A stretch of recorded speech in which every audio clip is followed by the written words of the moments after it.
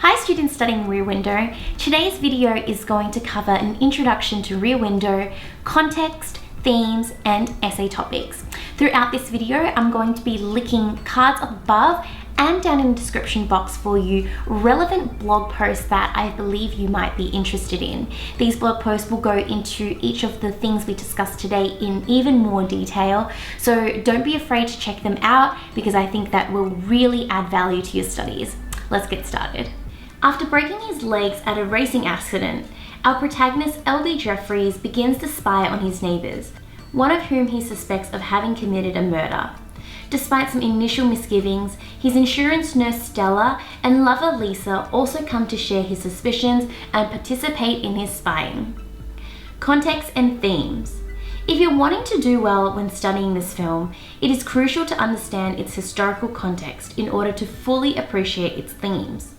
As with any other text, the social conditions at the time of Rear Window's release in 1954 inform and shape the interactions and events of the film. Released in a post-war period, the film is undoubtedly characterized by the interpersonal suspicion which defined the era. In particular, there was a real fear in America of communist influence and Soviet espionage. So much so that a tribunal was established, supposedly to weed out communists despite a general lack of evidence. This practice of making accusations without such evidence is now known as McCarthyism, named after the senator behind the tribunal. The film undoubtedly carries undertones of this, particularly in Jeff's disregard for his neighbours' privacy, and his unparalleled ability to jump to conclusions about them. During this era, people really did fear one another, since the threat of communism was so widespread. Jeff's exaggerated interpretations of his neighbours' actions lead him to an irrational sense of suspicion, which is in many ways the basis of the entire film. At the same time, the 1950s saw a boom in photojournalism as a legitimate profession. To some extent, this was fueled by the heyday of Life magazine, an American weekly, as well known then as Time magazine is today. This publication was almost entirely photojournalistic, and one of their war photojournalists, Robert Capa, is actually the basis of Jeff's character. This explains the prevalence of cameras in his life, as well as his ability to emotionally distance himself from those whom he observes through the lens.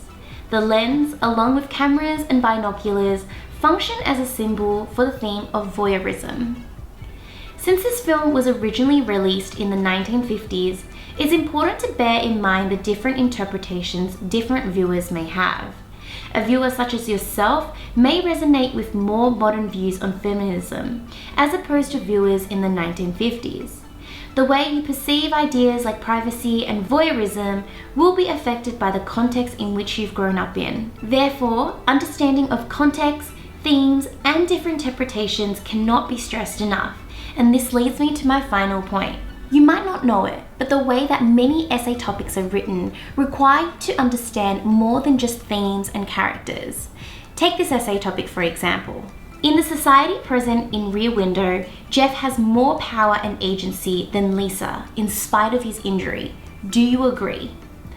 While many students would focus on a Jeff versus Lisa power and agency dynamic, the best students will integrate this discussion with the societal context, making reference to gender norms of a post-war period. If you'd like to find out more on how we brainstormed this essay topic and wrote up an A+ essay on it, then you might be interested in our Rear Window text guide, which contains A+ sample essays, all annotated so you understand exactly what you need to do, detailed analysis of all themes and context discussed in this video, and much more. This text guide was written by Matt Femia, one of our amazing tutors at LSG. He achieved a study score of 46 in English, placing him in the top 2% of his VC English cohort. So I have no doubt that this text guide will boost your confidence and move you one step closer to achieving that dream ATA score. You can click the card up above or down in the description below to go and check out the study guide. Good luck on your Rear Window SAC and exam, and I'll see you guys next time. Bye!